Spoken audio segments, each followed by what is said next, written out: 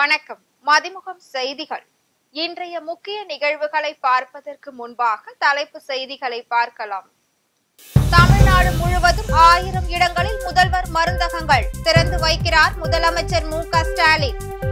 India, France நாடுகளின் புத்திசாலித்தன மனங்களின் சங்கமம். பாரிஸில் பிரதமர் மோடி உரை. தமிழகத்தில் அதிகரிக்கும் பாலியல் வன்கொடுமைகள் தடுப்பு தலைமை செயலாளர் முருகானந்தம் தலைமையில் ஆலோசனை.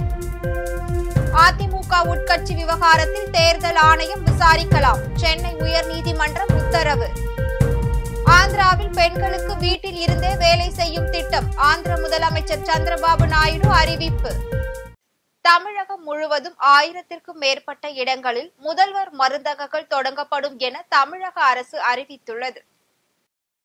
சென்னையில் பிப்ரவரி 24ஆம் தேதி முதல் தமிழ்நாடு முழுதும் 1000 இடங்களில் முதல்வர் மருந்தகங்களை தமிழக முதலமைச்சர் மு.க.ஸ்டாலின் துவக்கி வைக்க உள்ளார்.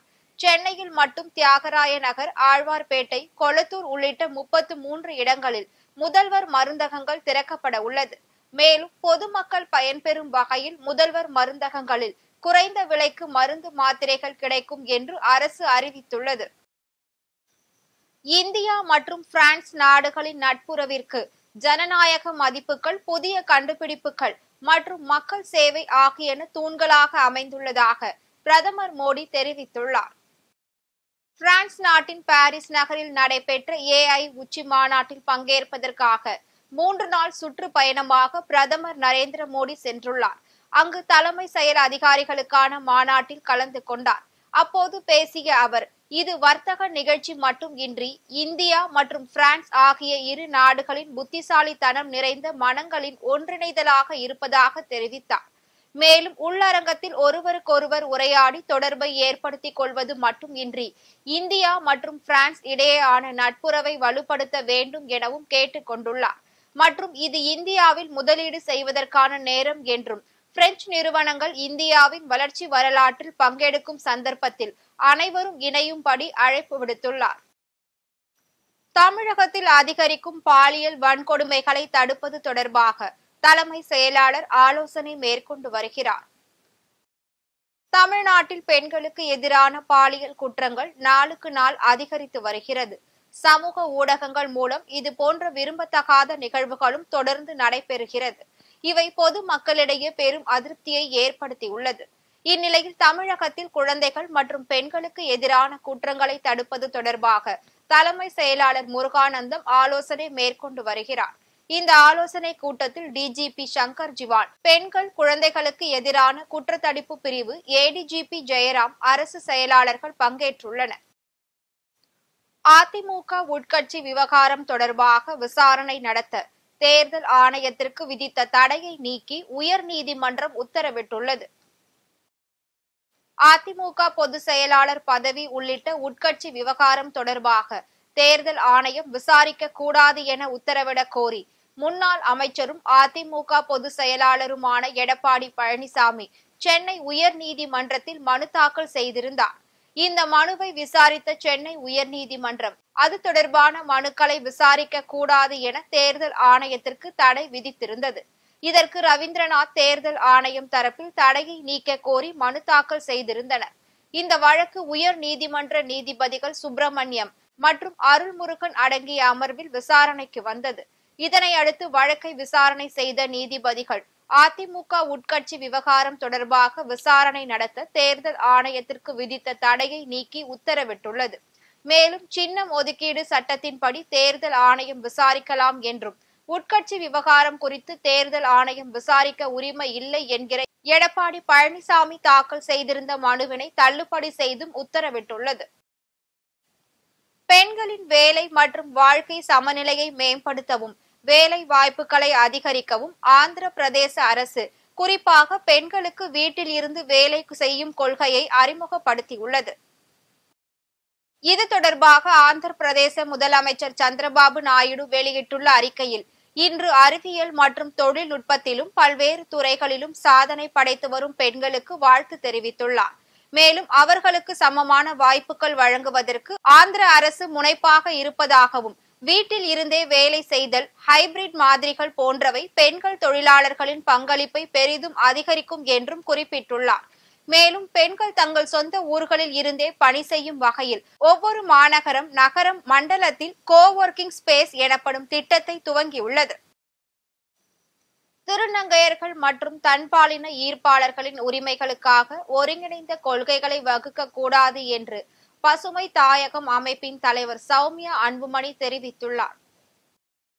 தமிழ்நாட்டில் திருநங்கையர், திருநம்பியர் மற்றும் இடைப்பாலினத்தவர், தன்பாலின ஈர்ப்பாளர்கள் ஆகியோர்களுக்கான சமூக நீதி உள்ளிட்ட உரிமைகளை உறுதி செய்வதற்கான கொள்கைகளை வகுக்கும் போது அவற்றை ஒருங்கிணைந்து வகுக்காமல் தனித்தனியாக வகுக்க வேண்டும் என தமிழக அரசுக்கு பசுமை தாயகம் அமைப்பின் தலைவர் சௌமியா அன்புமணி கோரிக்கை விடுத்துள்ளார். இது தொடர்பாக தமிழ்நாடு முதலமைச்சர் மு.க.ஸ்டாலினுக்கு அவர் கடிதம் எழுதியுள்ளார். அதில் தமிழ்நாட்டில் அனைத்து நிலைகளிலும் ஒதுக்கப்பட்டும், புறக்கணிக்கப்பட்டும், அவமதிக்கப்பட்டும் வரும் திருநங்கையர், திருநம்பியர் மற்றும் இடைப்பாலினத்தவரின் சிக்கல்களை உங்கள் கவனத்திற்கு கொண்டு வரும் நோக்குடன் அவர்களுக்கு தாங்கள் நீதி வழங்க வேண்டும் என கேட்டுக் கொண்டுள்ளார். மேலும் அவர்களின் பிரச்சனைகளை அறிந்தவர் என்ற முறையில் இக்கடிதத்தை எழுதியுள்ளதாகவும் குறிப்பிட்டுள்ளார். அயோத்தி ராமர் கோவிலின் தலைமை பூசாரி உடல்நலக்குறைவு காரணமாக இன்று காலமானார். உத்தரப்பிரதேச மாநிலம் அயோத்தியில் உள்ள ராமர் கோவிலின் தலைமை பூசாரி மகன் சத்யேந்திர தாஸ் உடல்நலக்குறைவு காரணமாக இன்று காலமானார். 85 வயதான அவர் மூளை பக்கவாதத்தால் பாதிக்கப்பட்டு கடந்த 3ஆம் தேதி ஆபத்தான நிலையில் சஞ்சய் காந்தி முதுகலை மருத்துவ அறிவியல் நிறுவனத்தில் அனுமதிக்கப்பட்டுள்ளார். இந்நிலையில் இன்று காலை சிகிச்சை பலனின்றி அவர் உயிரிழந்தார். சத்யேந்திர தாஸ் தனது 20 வயதில் இருந்தே ராமர் கோவில் தலைமை பூசாரியாக பணியாற்றியவர் என்பது குறிப்பிடத்தக்கது. தர்மபுரியில் தொழிலதிபரிடம் நண்பன் என்ற பெயரில் 14 கோடி ரூபாய் பணத்தை மோசடி செய்து தலைமறைவான சம்பவம் பெரும் பரபரப்பை ஏற்படுத்தியுள்ளது.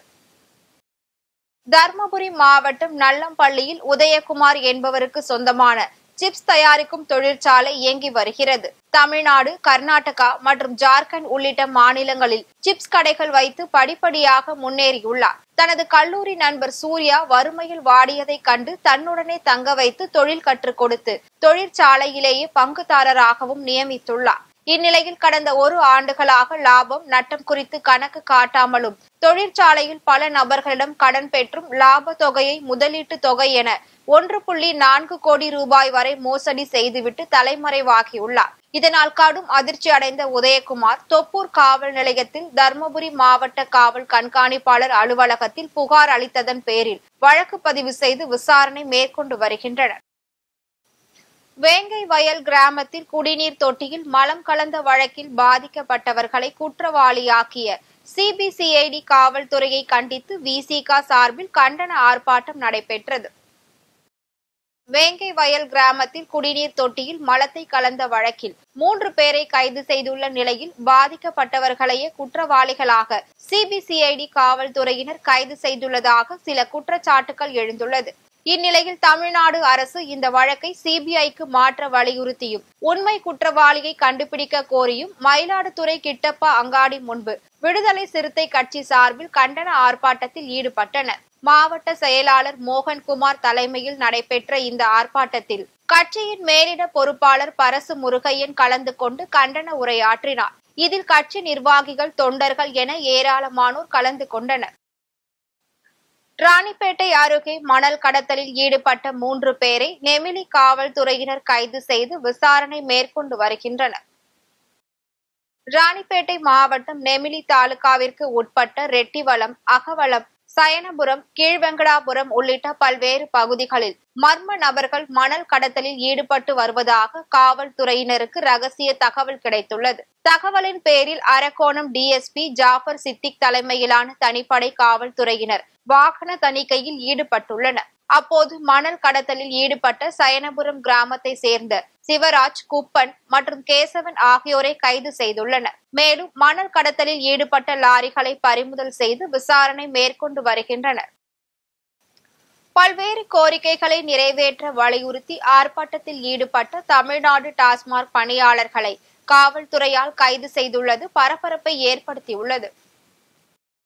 டாஸ்மாக் பணியாளர்களின் கோரிக்கையை நிறைவேற்றும் வகையில் தங்களது போராட்டம் தொடரும் என பெரியசாமி தெரிவித்துள்ளார். சென்னை எழும்பூரில் உள்ள மேலாண்மை இயக்குநர் அலுவலகம் முன்பாக தமிழ்நாடு டாஸ்மாக் பணியாளர்கள் சங்கத்தினர் பணி நிரந்தரம், காலமுறை ஊதியம், ஓய்வு ஊதியம், பணி பாதுகாப்பு, மருத்துவ செலவினங்கள் உள்ளிட்ட பல்வேறு கோரிக்கைகளை நிறைவேற்ற வலியுறுத்தி டாஸ்மாக் பணியாளர் சங்கத்தினர் மாநில தலைவர் பெரியசாமி தலைமையில் போராட்டத்தில் ஈடுபட்டனர். மேலும் தலைமை செயலகம் முன்பு கோரிக்கைகள் நிறைவேற்றும் வரை கால வரையறையற்ற காத்திருப்பு போராட்டத்தை இந்திய கம்யூனிஸ்ட் கட்சியின் மாநில செயலாளர் முத்தரசன் தொடங்கி வைத்தார். அப்போது செய்தியாளர்களிடம் பேசிய அவர், தொழிலாளர் உரிமைக்கான போராட்டமாகத்தான் இந்த போராட்டம் இருப்பதாகவும் அவற்றை ஆதரிக்கும் விதமாக கட்சி இருப்பதால் நாளை முதல் கடைகள் வழக்கம் போல் இயங்கும் என தெரிவித்துள்ளார். அவரை தொடர்ந்து பேசிய இந்திய கம்யூனிஸ்ட் கட்சியின் மாநில செயலாளர் முத்தரசன், டாஸ்மாக் பணியாளர்கள் கடந்த சில மாதங்களாக பெரும் முயற்சி எடுத்து வருகிறார்கள்.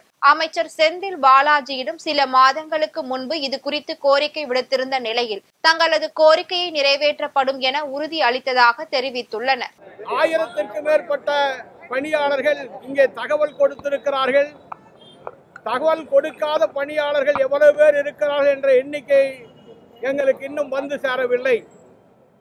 அவைகளை எல்லாம் தாண்டி இங்கே வந்திருப்பவர்கள் இப்பொழுது தலைமைச் செயலகம் நோக்கி செல்லுவதற்கான முயற்சியில் இருக்கிறோம். காவல்துறையினர் தடுத்து எங்களை இங்கே கைது செய்கிறார்கள்.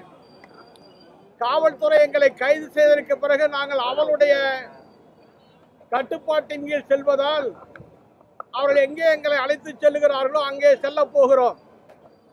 ஆனால் தமிழ்நாடு அரசு இப்படியான ஒரு அணுகுமுறையை மேற்கொண்டிருப்பது தொழிலாளர் நலனுக்கும் தொழிற்சங்க நடைமுறைக்கும் உலகம் முழுவதும் ஒப்புக்கொள்ளப்பட்ட நெறிமுறைகளுக்கும் மாறானது என்பதை மிகுந்த பணிவோடு தெரிவித்துக் கொள்கிறோம்.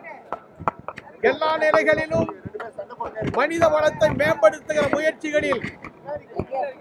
முயற்சிகளை மேற்கொண்டு வருகிற அரசு தொழிலாளர் நலத்துறையில் மாத்திரம் ஒப்பந்த தொழிலாளர்கள் அவுட் சோர்சிங் என்று உழைக்கும் மக்களின் உரிமைகளை, அவருடைய உணர்வுகளை புறக்கணித்து வருவது ஜனநாயகத்தின் ஆரோக்கியமாக அமையாது என்று நாங்கள் உணர்ந்திருக்கிறோம். அரசும் உணர வேண்டும். எங்கள் கோரிக்கைகளில் நாங்கள் பின்வாங்க போவதில்லை. ஒருவேளை இன்று மாலை எங்கள் விடுதலை செய்யப்பட்டால் அப்போதும் எங்கள் பயணம் தலைமைச் செயலகம் நோக்கியதாகத்தான் இருக்கும் என்பதை இங்கே திட்டவட்டமாக அறிவித்துக் கொள்ள கடமைப்பட்டிருக்கிறோம். விருதுநகர் பட்டாசு ஆலை வெடி விபத்தில் உயிரிழந்தோரின் எண்ணிக்கை 3ஆக அதிகரித்துள்ளது. விருதுநகர் அருகே உள்ள தாதப்பட்டி கிராமத்தில் மோகன்ராஜ் என்பவருக்கு சொந்தமான சத்யபிரபா பட்டாசு ஆலையில் கடந்த பிப்ரவரி 5ஆம் தேதி வெடி விபத்து ஏற்பட்டது. இதில் பெண் தொழிலாளி ராமலட்சுமி இடிபாடுகளில் சிக்கி சம்பவ இடத்திலேயே உயிரிழந்தார். மேலும் 5 பெண்கள் உட்பட 6 பேர் படுகாயமடைந்த நிலையில் மதுரை தனியார் மருத்துவமனையில் அனுமதிக்கப்பட்டிருந்தனர். இதில் சைமன் டேனியல் கடந்த 9ஆம் தேதி சிகிச்சை பலனின்றி உயிரிழந்த நிலையில் அதிவீரம்பட்டியை சேர்ந்த வீரலட்சுமி சிகிச்சை பலனின்றி உயிரிழந்துள்ளார். இந்த சம்பவம் அப்பகுதி மக்களிடையே பெரும் சோகத்தை ஏற்படுத்தியுள்ளது. சென்னையில் 22 கேரட் ஆபரண தங்கத்தின் விலை சவரனுக்கு 560 ரூபாய் குறைந்து 63,520 ரூபாய்க்கு விற்பனை செய்யப்படுகிறது. ஆபரண தங்கம் கிராமிற்கு 70 ரூபாய் குறைந்து 7,940 ரூபாய்க்கு விற்பனை செய்யப்படுகிறது. வெள்ளியின் விலை கிராமிற்கு 107 ரூபாய்க்கும் 1 கிலோ வெள்ளியின் விலை 1,07,000 ரூபாய்க்கும் விற்பனை செய்யப்படுகிறது. வெள்ளியின் விலையில் எவ்வித மாற்றமும் இல்லை. அமெரிக்க பேருந்து விபத்தில் உயிரிழந்தவர்களின் எண்ணிக்கை 55ஆக அதிகரித்துள்ளது. மத்திய அமெரிக்க நாடுகளில் ஒன்றான கவுதமலாவில் நேற்று முன்தினம் பாலத்தின் மீது சென்று கொண்டிருந்த பேருந்து ஒன்று சாலையோர தடுப்பின் மீது மோதி கட்டுப்பாட்டை இழந்து பள்ளத்தாக்கில் கவிழ்ந்து விபத்துக்குள்ளானது. இந்த விபத்தில் 51 பேர் சம்பவ இடத்திலேயே உயிரிழந்துள்ளனர். 70க்கும் மேற்பட்டவர்கள் சிகிச்சைக்காக மருத்துவமனையில் அனுமதிக்கப்பட்டுள்ளனர். இந்நிலையில் மருத்துவமனையில் அனுமதிக்கப்பட்டிருந்தவர்களில் 4 பேர் சிகிச்சை பலனின்றி உயிரிழந்துள்ள நிலையில் பலி எண்ணிக்கை 55ஆக அதிகரித்துள்ளது. இந்த விபத்தில் உயிரிழந்தவர்களுக்கு இரங்கல் தெரிவிக்கும் வகையில் கவுதமலாவில் ஒருநாள் தேசிய துக்க தினமாக அறிவிக்கப்பட்டுள்ளது. மீண்டும் தலைப்புச் செய்திகள். தமிழ்நாடு முழுவதும் 1000 இடங்களில் முதல்வர் மருந்தகங்கள் திறந்து வைக்கிறார் முதலமைச்சர் மு.க. ஸ்டாலின். இந்தியா பிரான்ஸ் நாடுகளின் புத்திசாலித்தன மனங்களின் சங்கமம். பாரிஸில் பிரதமர் மோடி உரை.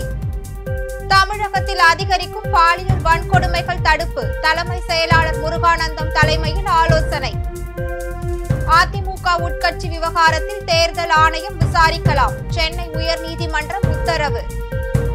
ஆந்திராவில் பெண்களுக்கு வீட்டில் இருந்தே வேலை செய்யும் திட்டம் ஆந்திர முதலமைச்சர் சந்திரபாபு நாயுடு அறிவிப்பு. இத்துடன் செய்திகள் நிறைவடைந்தன. மீண்டும் செய்திகள் இரவு 8 மணிக்கு. மேலும் செய்திகளை தெரிந்து கொள்ள மதிமுகம் பிரைம் யூடியூப் தளத்தில் இணைந்திருங்கள்.